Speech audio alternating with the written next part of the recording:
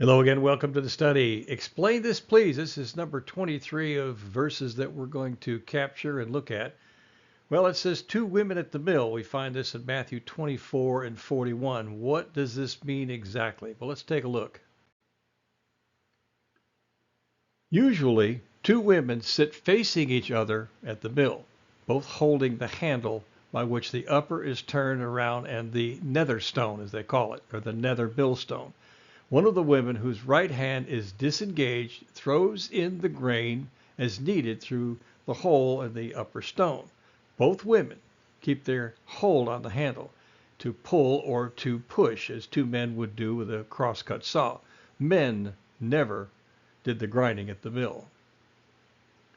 It's very fatiguing work, and only slaves or the lowest servants, or unfortunately the wives, are ever set at grinding. The grinding at the mill was often imposed upon captives taken in war. It was in this way that Samson, the judge of Israel, was horribly abused by the Philistines, made to grind at the mill like a slave or woman. We find that in 12 verse 4.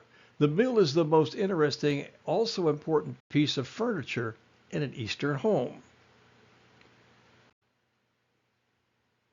Well, we find two women there. You see them sitting, and there's the millstone, and they have their hand on this handle.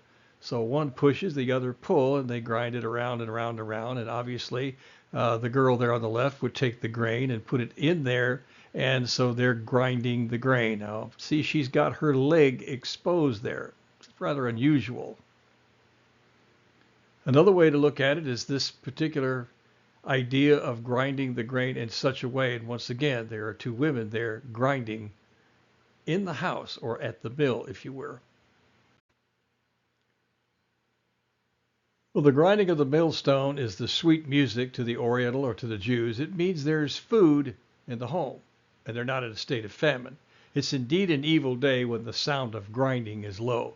Ecclesiastes 12 and verse 4 states it this way: "And the door shall be shut in the streets when the sound of the grinding is low. And he shall rise up in the voice of the bird, and all the daughters of music shall be brought low." Only enough corn is ground for one day's needs, so the mill is used daily.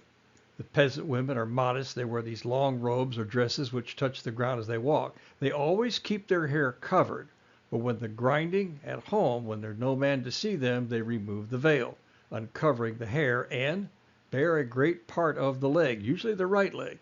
Isaiah 47 and 2 says this: "Take the millstone, grind meal, and cover thy locks or the hair. Make bare thy leg, and cover thy thigh." You know, in this country today, we have plenty to eat, too much to eat. We throw away tons and tons and tons of food every single day. We don't have to grind. We don't have to have a millstone in the house by which to grind. So blessed we are, and yet so many people in so many places not too far from where you sit right now. Well, the millstone is not running there. Kids are hungry. People are hungry. Yeah, I'll let you think about that. That'll end this study. We'll see you on the next one. Be blessed, be safe, and be thankful for the mill that grinds away.